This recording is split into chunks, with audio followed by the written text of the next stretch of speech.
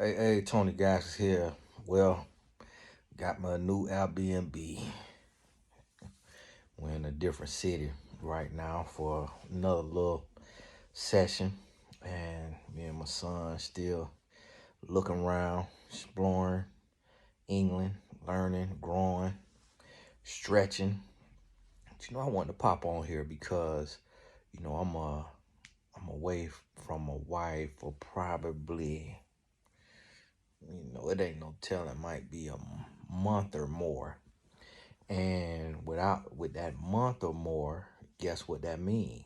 That means no hanky panky. You see, man, this is one of the things what's hurting society and it's hurting the relationships of today because everybody focuses on the hanky panky. And the one and only thing that Black podcasts can talk about is sex. That's the only thing you really hear Black podcasts talking about is sex. And then all of the Black pages. So like the spiritual, it's called spiritual word. Ironically, it don't post nothing spiritual.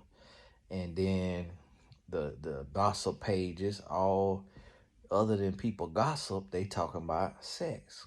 So what we have, and it's like every time I go on the thing and I go to scrolling, I see something. Ladies, what size is the best?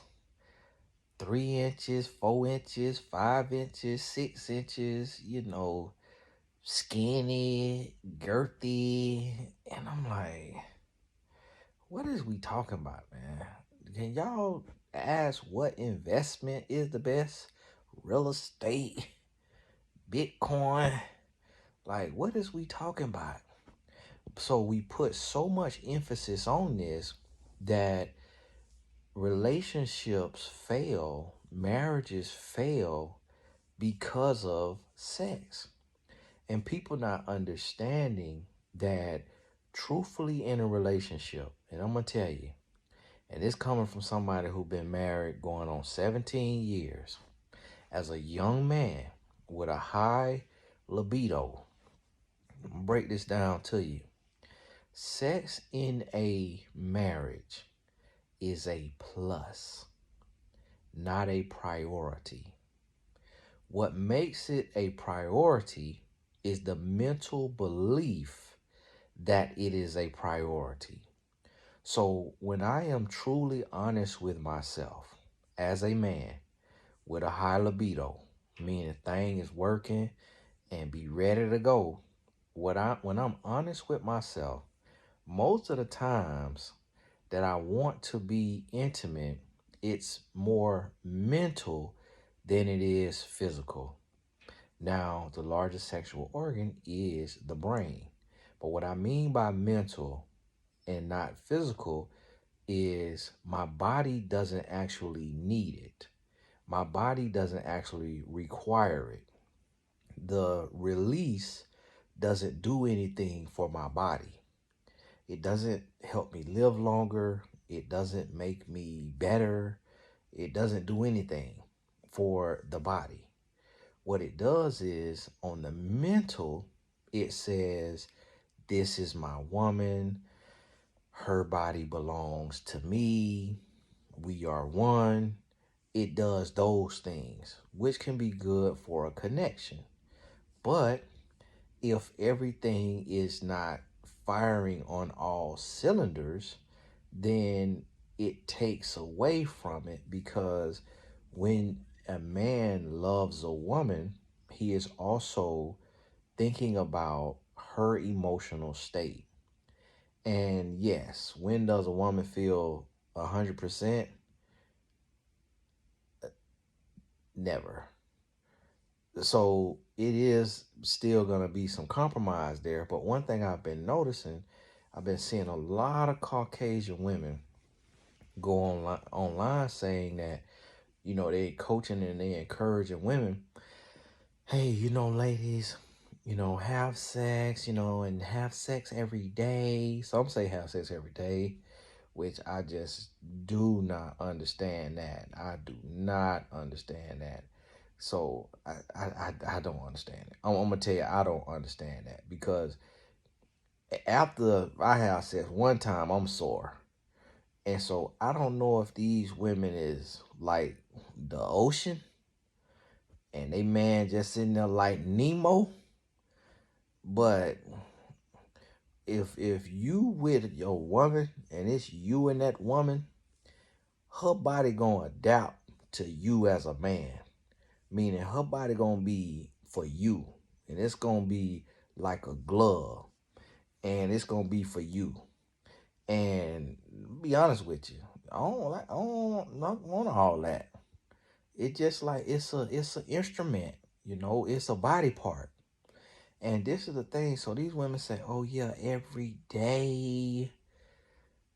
And I have found this over the course of my life, unfortunately, and no offense to nobody, but that demographic of woman has always, me as a man and having been out there, that demographic of a woman, Caucasian women, have always been more open and more free in that area, more promiscuous. And a lot of people don't realize that unless you are a man and you was out there hunting, then you realize what races and what cultures are more open in that area, more promiscuous. So, and you're gonna have crossover. You're gonna have crossover. And it's also the dynamic. Black man to a different race woman, it may be more, it's like it's easier for a black woman to say no to a black man because she's accustomed to us. She knows us. She grew up with us. She don't fear us. She's not intimidated by us. She's not enthralled. She's not thrilled. She's not really impressed. She like, I know you. Like, you ain't nothing special. But when you go over to another race, for them, it's like the forbidden fruit. It's like, oh, this could be once in a lifetime. This could be an experience. And so this is what you got to realize and understand with this.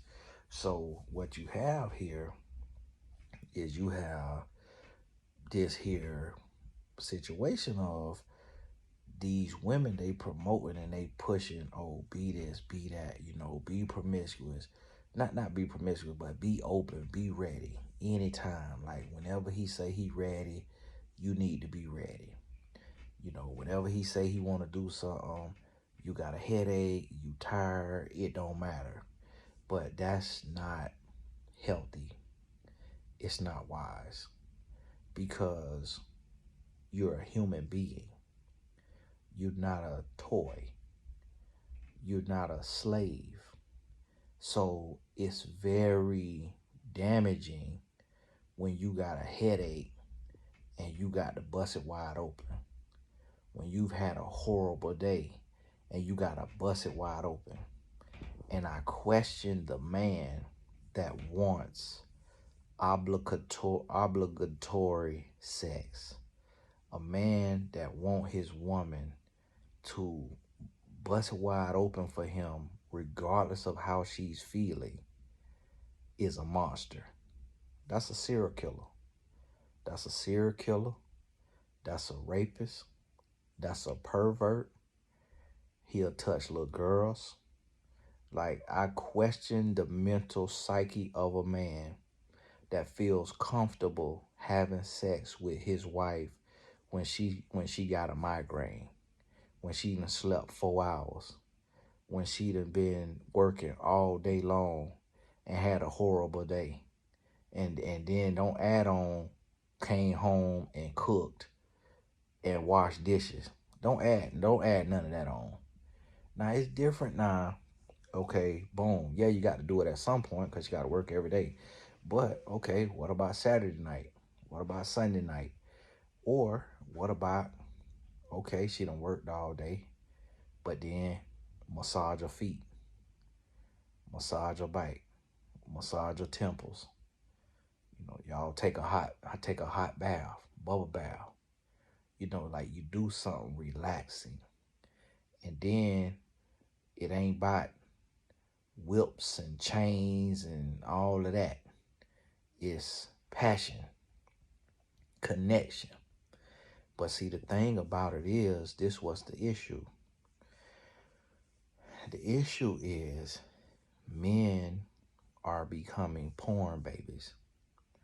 And the problem with being a porn baby is these men, they jacking off so much from this porn that they becoming so hyper sexualized that their body, they like a crack addict. And their body is needing multiple orgasms a day or an orgasm every day. But what happened is they dealing with Angela. And Angela ain't got no moisture. Angela ain't got no warmth. Angela ain't got no human connection.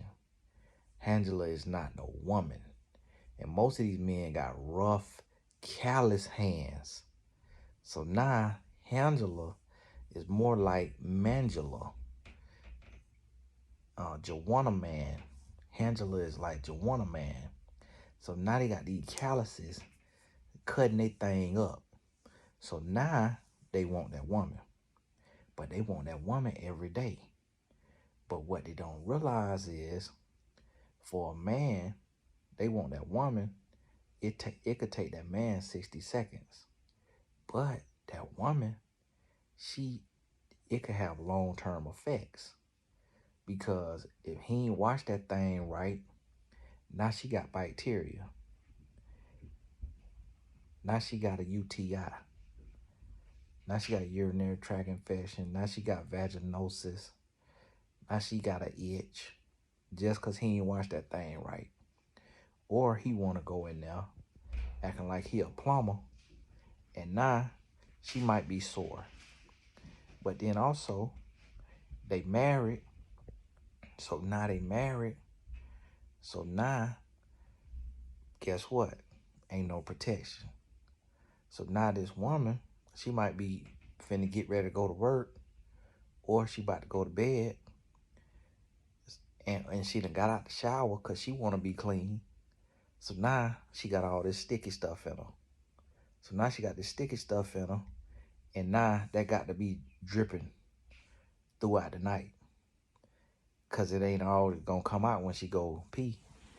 You see what I'm saying? And this the thing that we not thinking about as men, and this the thing that women have to explain to men and understand.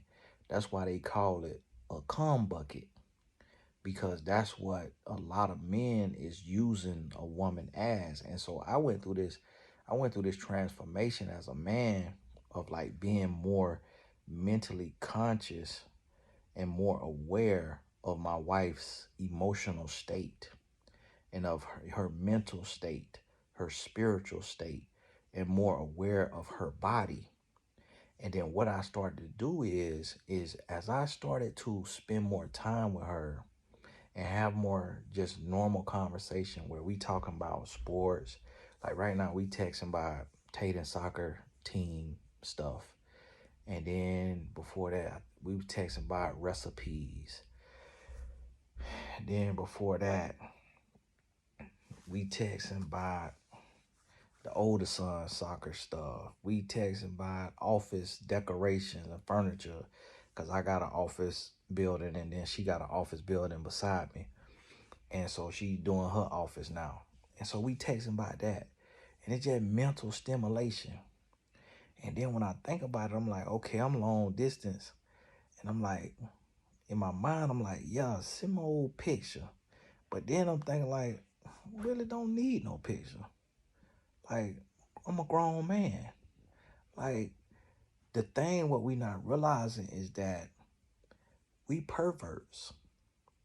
We're perverse and we calling it normal, and we calling it like we making like sex is oxygen. Sex is to reproduce.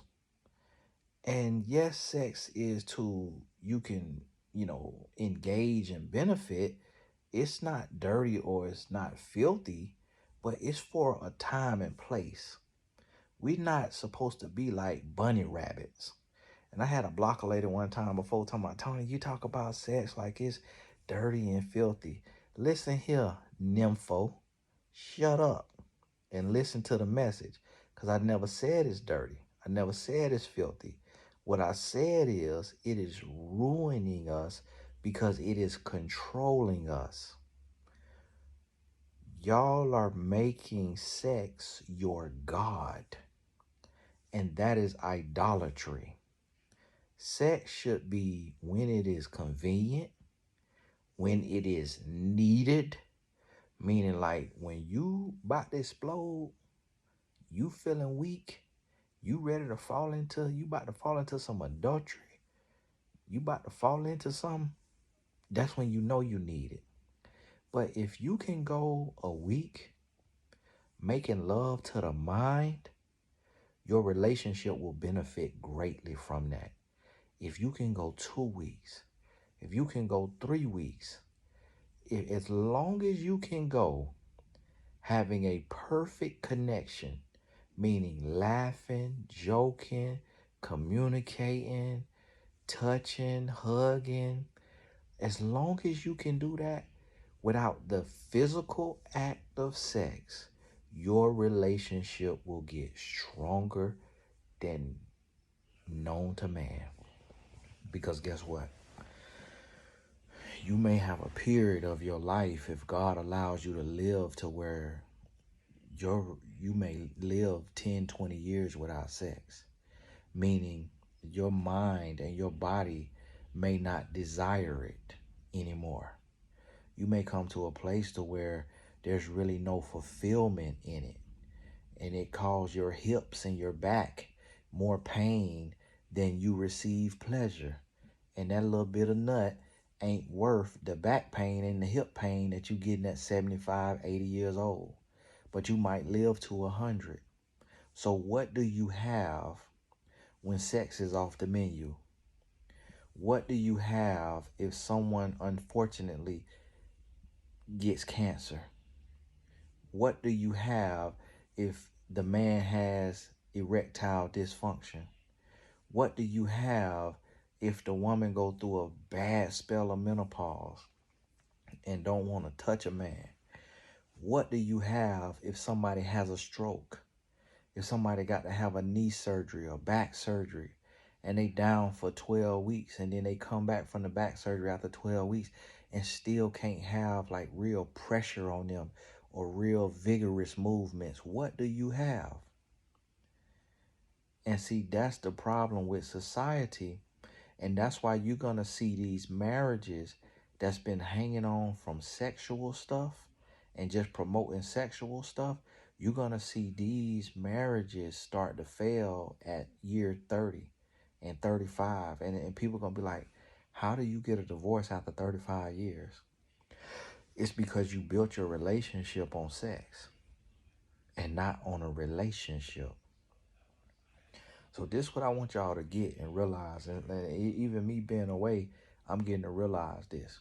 You know, it's reinforcing the importance of having a real relationship. And I seen a video and it was talking about, this lady was talking about, you know, her and her man have sex every day because it builds the relationship and all that. She just wants something to talk about to be special. But what she don't realize is her husband is a porn addict. That's what she don't realize. What she don't realize, she got an addict. What she don't realize, that's not even normal for a man to have sex every day. Like, that's not even needed. That's not even beneficial. Like, our body don't even be wanting all of that unless you're an addict. That's an addiction. Because you're not made to need anything every day but oxygen. Like, you're not made to need water every day. You're not made to need food every day. Because what you think war is, what you think the wilderness is, the only thing you made to need every day is oxygen. That's it. That's it. That's why you could fast and not eat for days. That's why you could fast and not drink water if you not consuming anything. That's why you can fast. But what you can't do is hold your breath for more than a minute or more. That's what you can't do. So we are prioritizing the wrong thing. When you should be prioritizing communication, expressing yourself, and quality time, we prioritizing sex. And that's why relationships are breaking down, and that's why marriages are not happening as frequent as they should, because people so busy and focused on sex that if somebody don't want to have sex, the man don't want to be with the woman because she want to be abstinent, or vice versa. And that's stupid. That is absolutely stupid.